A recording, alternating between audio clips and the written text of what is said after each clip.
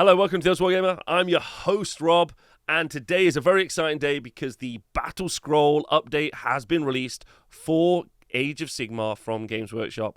The Battle Scroll update is a balance patch. Every 3 months, they release a balance patch update to the game to make sure that the game is more fair and more playable for you at home. So if some armies are too good, they make sure that they nerf them, and if some armies are too bad, they make sure that they give them 2 free victory points. It's the perfect situation. We call it the Magenta Agenda because anytime they change the rules, they change them in Magenta. Now, if you'd like to go find the rules yourselves and go look at them, obviously they're available on the Warhammer community website, which is really exciting. And I am streaming and recording live on Twitch as we do this, which is super cool.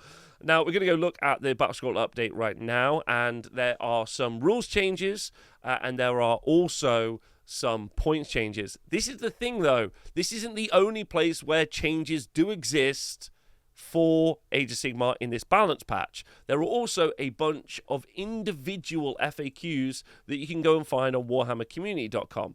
They're all here. However, they haven't put all of those inside the Battle Scroll update, which is a little bit weird. So, included in the show notes below, there is a collated set of these changes. Thank you to Chucklebuddy for creating those for me, and we can go through all of those, and they're all there. So you don't have to open 15 different tabs, and you can just do all that in one go. So I really appreciate that, and hopefully you guys appreciate it as well. It'll be in the notes, in the video description. Go click it, and you can go have that yourself, so you don't have to run around. So any changes that you see here in magenta, which is this color, are changes that they've made. The ones in black are the ones that were made in the last Battle Scroll update as well. And then we've got some pretty big changes like unit coherency, rally, lookout sir, which were very, very impactful in the game. Really kind of changed the shape of stuff. Obviously, these also coincided with the release of the last General's Handbook, which is kind of the match play set of rules. It's like a season, which for this edition is going to last for 12 months. We are now in the fourth month, and we are going to be going into Age of Sigmar 4 next summer. And so it's going to last for the whole time. So the only way we're going to get kind of like a new evolving meta is from some very significant changes to come from these Battle Scroll updates, which happen every 3 months.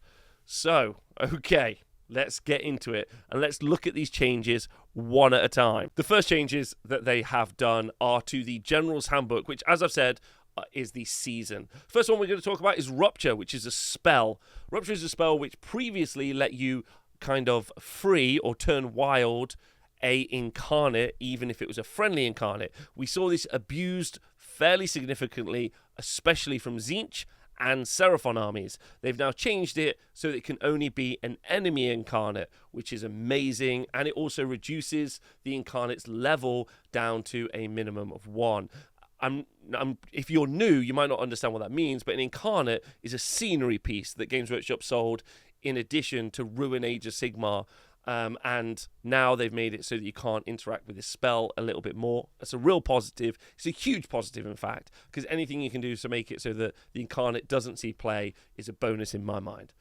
The next change is to the spell Merciless Blizzard. So this is a spell. So there are 3 spells that they released with the General's Handbook, which Andorian Locusts, which are wizards with 9 wounds or less that aren't unique, can take. So they can choose from these 3 different spells: Rupture, Hoarfrost, and Blizzard. Blizzard is the most common pick. It's taken all the time, almost every time. And it's a 12-inch range. It's cast on a 12. Now, normally that would be quite difficult, but thanks to the primal dice that you use in this General's Handbook, it does 46 mortal wounds. Now, they've made a change where you cannot cast this spell if that unit has been set up earlier in this phase. The reason that they've done that is because what some armies were able to do, where they were able to teleport in the hero phase a wizard, and then they were able to do Blizzard. So, what Games Workshop have recognised is that Blizzard being able to be done, like teleporting a unit and then doing a Blizzard, is destructive to the game. They were able to recognise that doing Blizzard to an enemy unit is bad for the game. And so they've changed it. But they haven't changed it so that you can't do Blizzard, which is still terrible for the game. the reason for that is you have the base size of whatever Blizzard Wizard you're doing, the King Gizzards and the Blizzard Wizards, whichever base size that is, whatever size, let's call it 40 mil. You have a 12-inch range on either side of that, which is effectively a no-go area for a large unit, like a monster or, kind of like a more elite unit. Stormcast are a good example.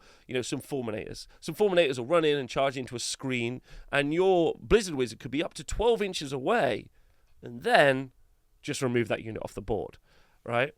So pretty rough. Ultimately. So that's what they've changed from the Blizzard Wizard, is you can't teleport and do it, but they have recognized that you shouldn't be able to do it once you've teleported, so you just shouldn't be able to do it. And so I would have loved to have seen that change to, I don't know, like 2d6, 2d3, I think 2d3 even, because it's really silly. It doesn't scale well. You have a 65-point wizard that can kill like the God of Death, which feels really odd. It doesn't really, nothing in the game is pointed correctly at that level. So that's a really negative change. It's really emotional. I would expect, it's really emotional in-game, for players. And I would expect tournament organizers to start to ban Blizzard as a spell. Because it doesn't add anything to the game. It doesn't do anything where it lifts up the efficacy of armies that are lower than it. All it does is it takes the armies that can already do really well, and then it pushes them even further. So it's not a balancing mechanic. It's not a fun mechanic. So I would expect to see that start being banned at events. The next one is that they just changed no reward without risk feedback overload. That's just a battle plan. They just changed how that works a little bit. It's not that important. And they did change how the Endless Spell Malevolent Maelstrom changed. Now, Endless Spells came in incredibly cheap in this GHB. If you go back on my YouTube and you watch, I did an Endless Spell tier video, and I talked about which of these spells are particularly good. Some of them are in the S tier. Malevolent Maelstrom, definitely one of those. Also, Geminids up there in the S tier as well. Crazy good. There's been no points changes for any of the Endless Spells, which is absolutely magnificent in an edition where you're getting a lot of spell casting thanks to Primal Dice. So the fact that the only Endless Spell that went up in points was the Malevolent Maelstrom, went up 20 points from 30 to 50. And they did also change it so that it's not when it's unbound. The change is that it has to have a 6 next to it in order for it to explode. Previously, it could have a lower number and still explode, but now it needs to have a 6 next to it in order to explode. So it's been nerfed a little bit, and the points have gone up on it a little bit, but I would expect to still see play, because the armies that were able to manipulate and do it well are still there, of course. So I think it will still see play.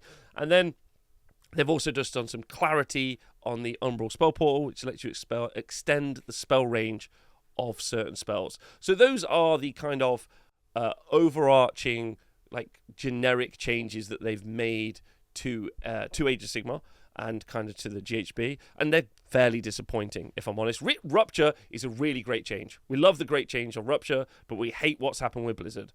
So there we go. So that's that bit. Let's go and look at what they've done to kind of balance the different armies. So to fix the armies, Games Workshop have introduced giving them battle tactics for free. So they haven't really moved a lot of the points around in this kind of balance update. They haven't done a lot of rules changes for different units, because that's also something they don't do as well. And whenever they do make point changes, they're fairly soft. And we'll look at those in a bit, and they always have been. So Games Workshop's new kind of process for managing balance, so armies that aren't able to win as much as others, is to start giving them battle tactics which are effectively free. So they're giving them free victory points. So you just turn up with your army, you're just like, you can just have 4 victory points because your army isn't very good. And so your army still isn't very good on the tabletop, but you don't lose by as many points, or maybe you even win some games. We saw this actually with the last balance update, where we saw the big war armies get 2 different, very easy to achieve battle tactics, and because of that, big war armies are much more effective. Their units aren't any better, but they score more victory points, and we're seeing that again in multiple different ways. Stormcast Eternals have got themselves a new battle tactic, Secure the Battlefield, where you just have to have 4 units, 1 in each large quarter on the board, 6 inches away from enemy units, and you score a victory point or 2 victory points. So it's a battle tactic. It's fairly easy to achieve, which means Stormcast get a few more points. Now, Stormcast also have had some points reductions, specifically to Annihilators, which we'll talk about in a minute. which is actually kind of made it quite interesting. But ultimately, I don't overly love this mechanic for balancing a game, specifically because it doesn't really make units better, which is kind of odd. And it also doesn't feel like a war game. Like when you just watch someone deploy 4 units in the corners and go 2 points for me, feels really kind of at odds with doing a battle. So there we go. I mean, they could also just change rules. That would be really good as well. Lumineth Realm Lords did get some rules changes, though, and some of these are very specific. The first one is about the Great Nation Ymetrica, which is a sub-faction, and that sub-faction relates to a lot of the Alarith units, so Stone Guard, the big mountain monsters, and the Stone Mage. Previously, they had an ability called Enduring Rock, where if you had like Rend 2 or Rend 1, they would reduce it down to 0. However, if you had Rend 3, that ability was completely negated. In the new update, what they've done is they reduce your Rend down by up to 2 to a minimum of 0. So if you do now have a Rend 2 attack, they'll reduce it down to 0. But if you have a Rend 3, they'll reduce it down to Rend 1. Previously, if you had Rend 3, it just would have been Rend 3. So they've basically buffed them, which is actually really good, and they've kind of like added them in as like they're better this edition now, and they might see more play. Also, following on with that, they've also changed the Deep Thinker's ability, which is also LRL, which is once per battle in your hero phase, this unit can attempt to cast its first spell in that phase. It is automatically cast with a casting roll of 9, do not roll 2d6, and still cannot be unbound. What they changed was that cannot be modified. Primal Dice, which is the mechanic that we've got in this GHB, add to casting rolls. They're known as modifiers. So previously you couldn't add a modifier to this. So if you give up a cast for one turn, you now are immediately going to cast in the next turn on a 9. And you can add Primal Dice. So they've increased the effectiveness of spellcasting for some characters in Lumineth Realm Lords, and they've made it so that whole Alarith part of the book is better, which is honestly really, really good. So like I think Lumineth Realm Lord stonks are up. It just maybe isn't going to be that like Teclian build that we've seen previously, but that's fine as well. The final change that they've made in the Order Grand Alliance is to Idoneth Deepkin, and this is to the Futhwan subfaction. This is where you take a bunch of Alapexes or sharks, and they get taken in a group of 3 called a Bloodthirsty Shiver. What they've done is they've made it so they get exploding 6s on their hits. To read it specifically, you can include Bloodthirsty Shivers in your army if the unmodified hit roll for an attack made by unit in a Bloodthirsty Shiver is a 6. That attack scores 2 hits on the target instead of 1. Now, they haven't specified that is in melee only. So the shooting attacks are now going to get exploding 6s and also the melee attacks. This feels very weird because if there was to be a competitive build for Idoneth Deepkin at the moment, if you were to ask me, and I do the Age of Sigmar Stat Center every week, it would be all of the Alapexes. So the Alapexes are really quite good. So giving them a buff, I would say that this has just got loads better. So it's also all the sharks, not just one. Thank you, Garo Games in the chat. Yes, correct. It's all of the sharks in the Bloodthirsty Shiver. So the sharks are just better. Huge thumb from me. So overall, quite interesting for Grand Alliance Order. I'm not really sure about the Stormcast stuff, if I'm 100% honest, just getting a free battle tactic, and LRL stonks and Deepkin stonks straight away. Looking at Grand Alliance Chaos, we can see that the Maggotkin of Nurgle have got a new battle tactic. It's called Don't Squabble Children. And it says, pick an objective wholly outside your territory. You complete this battle tactic at the end of the turn if you control that objective, and any friendly Rotbringer units and any friendly Nurgle demon units contest that objective. That's actually quite confusing for a couple of reasons. Number one, it says Rotbringers, and Rotbringers actually isn't a keyword. If you go and look inside the Nurgle FAQ on the website, it does actually say Maggotkin of Nurgle units or mortal units. I think it might just say Maggotkin of Nurgle units. So Rotbringers doesn't count. So this is actually like they've copy and pasted this wrong or something like that. So what you actually want to do is go read the actual Nurgle FAQ with the correct information. So this is already wrong. But what it's effectively saying is 2 free victory points for Nurgle. You're not doing that well. We recognise that. 2 free victory points for you if you can score this battle tactic, or we have an easier to achieve battle tactic. Now, Emma, who was in the chat earlier, who's a really good Nurgle player over from the USA, was saying that one of the things that Nurgle needed was an early battle tactic to score, not a later battle tactic to score, because it's a battle tactic that you'll do at the end, outside of your territory, so you have to be fairly aggressive and move forward. Although Nurgle does want to move forward, onto objectives early as well, because it's an attrition playstyle army. So that's the Nurgle change. They also got some significant points drops as well, so I think it's worth talking about that in a bit, but 2 victory points. Skaven also got 2 free victory points as well in a new battle tactic called, I think we can start calling these pity points. I think that's a fair way to describe them. They got 2 pity points in a new battle tactic called Flee. You complete this battle tactic at the end of the turn if any friendly Skaven battle line unit retreated this turn, and any friendly Skaven heroes retreated this turn. Just some pity points for achieving something like running away with Skaven. Skaven also got some points drops as well. We'll talk about that in a bit. They also changed the Grey Seer on Screaming Bell and the Plague Priest on the Furnace so that they no longer need units around them to be able to push around. They pretty much never saw any play since their book got released because... specifically those units, the Screaming Bell and the Plague Furnace, because it was so difficult to manage units around. Also, when the Skaven book was released, it was a copy and paste of the 2nd edition book into the 3rd edition book. So it did not have the kind of massive change that we saw from the Sylvaneth book or the Slaves to Darkness book. So it's been an army that's been struggling a long time because its war scrolls are really old. They not really been thought about. They don't have any sub-faction allegiance abilities either. So maybe the 2 pity points will help them a little bit. Finally, Slaves to Darkness got a little bit of a change on their Kabbalist blasphemous rituals. And this is where you would be able to cast a spell on 3d6, not 2d6. Previously, you could do it with wizards that didn't have the Eye of the Gods keyword on their war scroll. But now they've changed it, so it has to have the Eye of the Gods word on as well. So this isn't really going to affect anyone outside of Slaves to Darkness players that were running Kabbalist armies, but it's going to affect them a little bit. But they did get some pretty great points drops, so actually this isn't going to really affect Slaves to Darkness, which they were doing fine anyway. But I think Slaves to Darkness stonks are through the roof, which is pretty exciting. Looking at the Death Grand Alliance, we got some changes specifically to the scary Ossiarch Bone Reapers and Soulblight Gravelords. First up, Nighthaunt, though, they got their grand strategy changed a little bit, so they might be able to achieve their grand strategy. One of the things that is really true in Age of Sigmar at the minute is that some armies don't score battle tactics as well as other armies. Some armies can effectively do 5 battle tactics without engaging with their opponent. On top of this, some armies also have grand strategies, which also require no interaction with their opponent and will score them 3 victory points, which is quite a lot at the end of a battle. A game is pretty much maxed out at 28 victory points. Some battle plans change, so 3 out of 28 is pretty significant.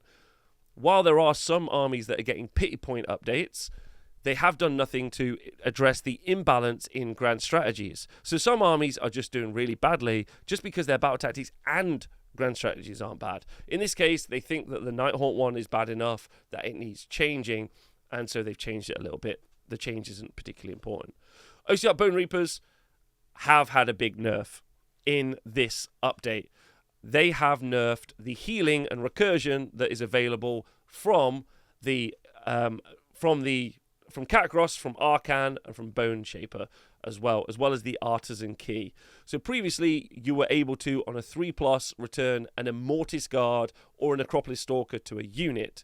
They have now changed that so that on a 3+, you return 1 model, and that model has 4 wounds allocated to it. So it's only got 1 wound left.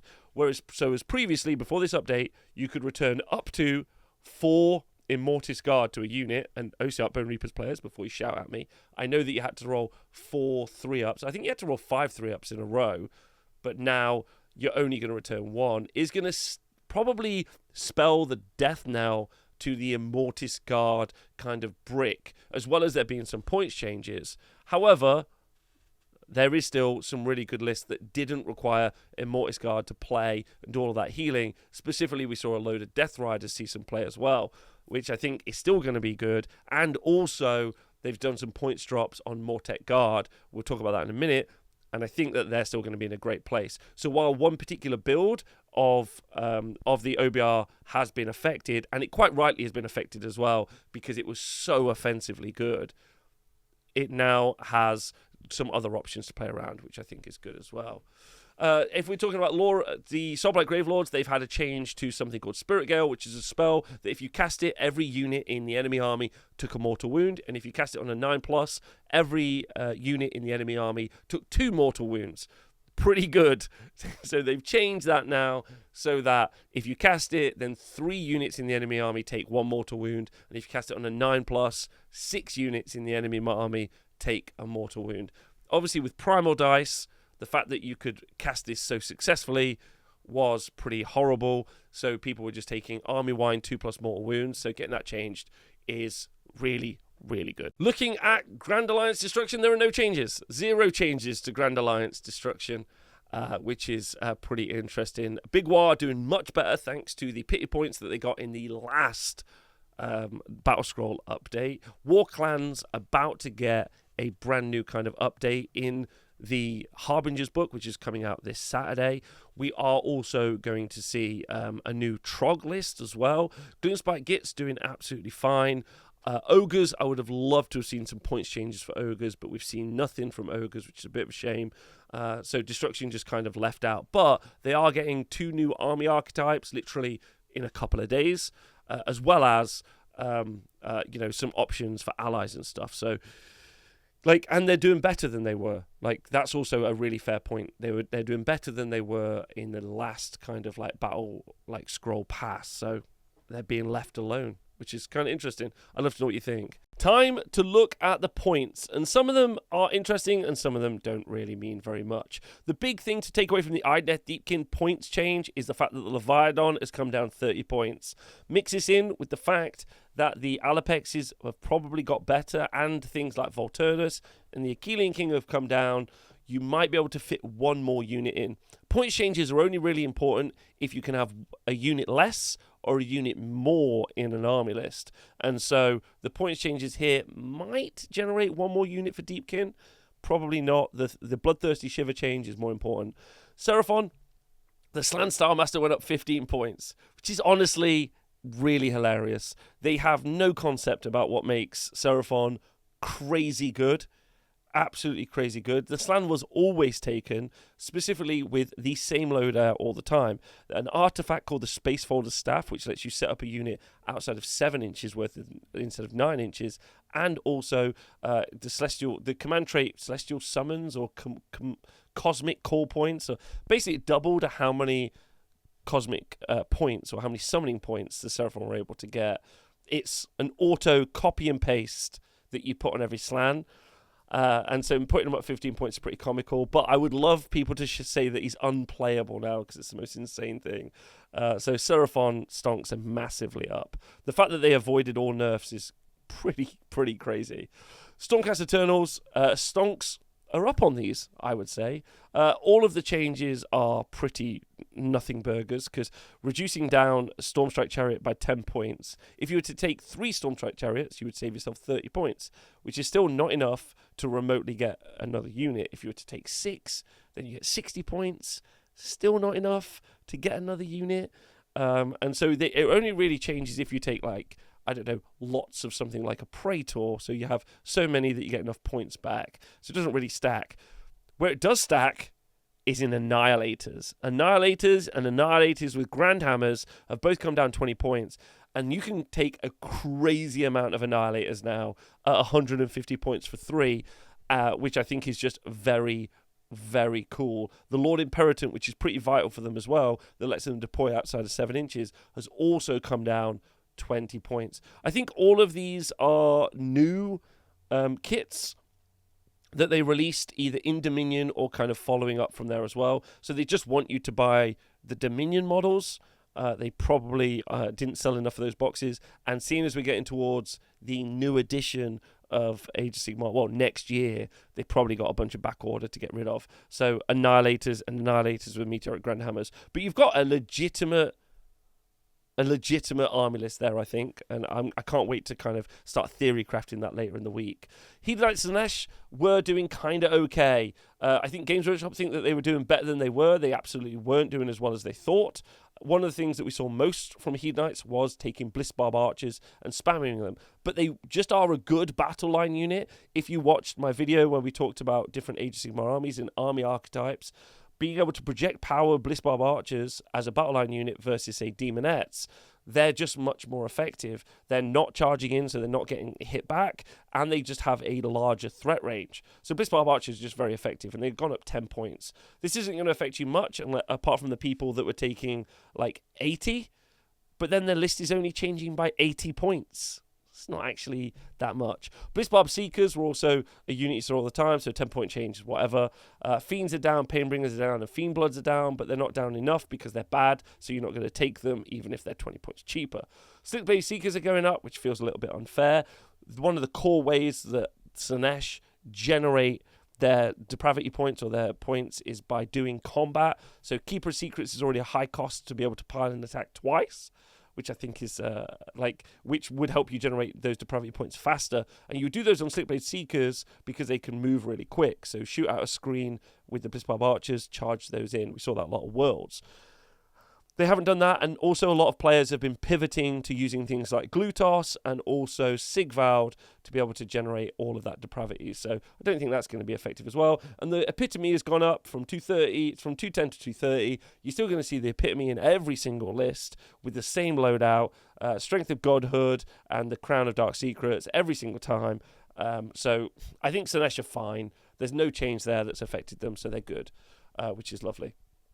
Maggotkin is quite interesting, actually. Some of the Maggoth Lords have gone down, like Blobe and the Great Unclean One have gone down 20 points. Those are pretty nominal, in my personal opinion. Glotkin has gone down to 580 points, which is honestly legit. One of the lists that we've seen do really well at the minute for Nurgle has been all three of the Maggoth Lords and the Glotkin. So that list has got nearly 100 points cheaper, which is quite fun as well. Don't forget they've just gained access to a new battle tactic, which is quite fun. But I got to shout out the 10-point change on Plague Bearers. Plague Bearers are 2 wounds each for a unit of 10. It's 120 points for 20 wounds with a 5-up ward save. Feels like we're about to be in new zombie territory. And they're very easy to paint up. And you've also got Sloppity Barpiper, Stockpile-ins. I actually think Nurgle are better, but it's a miserable list. Skaven have had some nominal points drops on the Screamer Bell, the Hellpit Abomination. As pointed out by the chat earlier, the Hellpit Abomination is actually an incredibly powerful combat monster, but it's got variable damage and it's incredibly weak. It won't survive anything. It's very fragile and frail, like my nerves at the end of this Battle Scroll update. So the Hellpit Abomination is kind of interesting at 180 points. It's a monster. It can go in and delete stuff, but it'll probably just get shot off the board. Warp Lightning Cannon down points as well. It pays 10 points, so it doesn't do anything. Skaven, I think, is just trashed like they were previously. I love Skaven as a miniature range, as a scheme, and I think Skaven, if you were to look back at Age of Sigmar 3, Skaven are the army that Games Workshop cared least about. But knowing that Skaven are going to be the launch box for Age of Sigmar 4, it really lets you know that they were like, we're doing this in a couple of years. Let's not try hard. So there we go. Slaves of Darkness. Chosen gained down 10 points. Chaos Warriors came down 20 points. Theridons came down 10 points. And Varangard came down 10 points. Varangard in multiples are still really good. The coherency change from the last Battle Scroll update made Varangard are all already really solid. Coming down 10 points is good because you could take multiple units of Varangard, and then being able to take more and more of them is really good as well. Theridons going down 10 points is pretty good because Theridons and Chaos Warriors, we'll talk about Theridons exclusively first, coming down. They're a unit of 3 for 150 points. 6 Theridons with the Mark of Khorne will delete loads of stuff. Very, very good. But they're just squishy. They're just very fragile. They'll get hit back pretty aggressively. But that's pretty good with the Theridons. But I got to say, a massive win is Chaos Warriors coming down by 10% and coming down 20 points from 200 to 180. 10 Chaos Warriors on an objective are very tough to shift. Very tough. It's 20 wounds with a 3-up armor save. In comparison, the new Ardboys War Scroll, which came out yesterday, is 220 points for the same profile. 20 wounds on across 10 models on a 3-up armor save. Or Cruel Boys and their infantry unit is 180 points for a unit of 10 with 2 wounds each, but they have a 5-up armor save. Don't forget, also Chaos Warriors have got the Runic Spell Shield, so they've got a 5-up against mortal wounds, which is really good as well. You can give them a Mark of Nurgle, so they're -1 rend into them. -1 to be wounded, and also you can give them the Icon, so they're -1 to be wounded. I 100% think that there's a Chaos Warrior list in there. Maybe playing Hammer and Anvil with the Therodons, which I think is really interesting. Probably movement is their problem, if you need to have a problem with them. But I think they're very good. Very, very good, which is quite interesting. And then we have Nighthorn. Cruel Boys might be down to 150, actually, but either way. So Nighthorn. Very interesting. Bladegeist Revenants have come down 20 points, and Dreadscythe Harridans have come down 20 points, and Lady Alinda down 40 points. I was actually really, really excited about this points change, specifically for Harridans, because they can do loads of attacks, and with Hoarfrost now, you can stack it on. Then someone else in the chat pointed out, quite rightly, that the problem with Nighthorn isn't that they have units that aren't very good, is that they don't have scalable units, because their attacks are almost exclusively 1-inch range, and they're on 32 mil bases. So maximizing how many attacks you can get out of these Nighthorn units is actually quite low. They also struggle to score battle tactics, and while their grand strategy has changed, they just still don't have any pity tactics or pity points. So I'm not really sure Nighthorn have really improved in any way. OC Bone Reapers is interesting. They put the Death Riders up 10 points. There's a legit Death Riders list that works really, really well, either in Crematoriums or in Mortis Praetorians, which has done really well over the past few months. It still works really well. Loads of Death Riders. And then Catacross, the Mortarch of the Necropolis, has gone up 40 points. Catacross pretty much auto-include. He's still an auto-include. He's an army-wide, +1 to hit, +1 to save, steals command points off your opponent, is good in a fight, does healing. He's everything that you want. He's still amazing for 500 points. So that's fine. But the big winners is the Gothizzar Harvester and the Mortek Guard. Mortek Guard have come down 20 points, so it's 130 points for 10 wounds on a 4-up save, but with Catacross it'll be a 3-up save. You can heal back into them really effectively. The Harvester can heal back into them as well, so I wouldn't be surprised if we start to see hordes of Mortek Guard being played. They can still have a 2-up Spell Ignore if you want to put them in that sub-faction. Not played often according to Games Workshop. And finally, Soulblight Gravelords took the biggest nerf that they could get, and that is Belladama went up 20 points, Deadwalker Zombies went up 30 points, and that's the big win.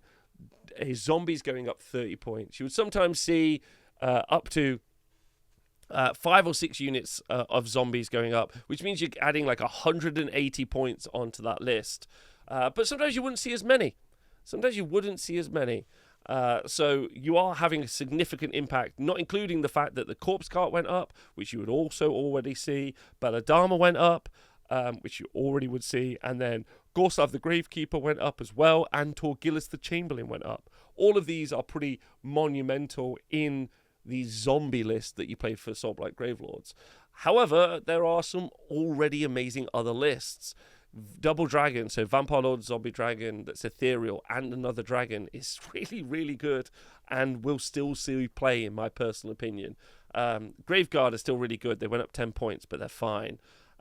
So while maybe the zombie build has been nerfed, not defeated, because I still think you can have a lot of zombies. And ultimately, those zombies are zombies that return back like half a unit pretty consistently. So I don't think that it's as auto-win as it was previously, but I still think it will still do really, really, really well. And that's not the only list. There's, as been pointed out in the chat, there's Black Knight lists, which are really, really good. Blood Knights are still very good, and we'll see lots of play as well. Skeletons are also very, very good. And you can see that Deathrot Skeletons went up by 10 points, but Skeletons are also really good, and their recursion on the Skeletons is actually even stronger than it is on zombies, because you can heal them back, and then when they do finally die, you can bring the whole lot back, which is pretty crazy. So to review the kind of like points changes, there's some winners and losers. I'm going to do a tier show, everything post Battle Scroll, on what I think is a winner and a loser, and also a tier list, which I think is really, really is going to be really helpful. I hope it's going to be really helpful. Sorry, I was talking a lot there. And I hope this video was helpful as well, kind of condensing all that information down. Now, I haven't sounded super positive about some of those changes because some of those changes aren't overly positive in my personal opinion. But there are some big winners. I think that's worth talking about, and also some big losers. So I'm just going to hit you up with some kind of my thoughts, kind of like in the post, and see how you feel about it. Number one, the way it was presented. Why was it magenta over pink? This is so weird. This is really weird, and not very accessible for people. So I find that to be very, very weird. Why were there no endless spell changes? It's a really weird one. Apart from Maelstrom, some of them are so good. Why weren't all the changes in one document? Why did we have to do that? It's another weird thing as well. Why do things like the Black Coach, Catacross, and Glutos, that aren't monsters, still only count as 2 for holding objectives? Which is weird. Why wasn't Khorne touched? Khorne is such a good army at the minute. Like, maybe the best army at the minute. Okay. Also, why are zombies 150 points? Why are zombies 150 points? Because they're pointed now. They're an elite unit, and they should just be 80 points and rubbish. They should just be like, I've got 20 zombies because they just stand in the way. Like, that's what their job should be, just to be rubbish. It shouldn't be, you actually can take a lot of zombies and they're very good. It's a very weird flex, in my personal opinion. Like, so that's an odd one. Super zombies. They're like elite. They're pointed like they're elite because their rules are elite.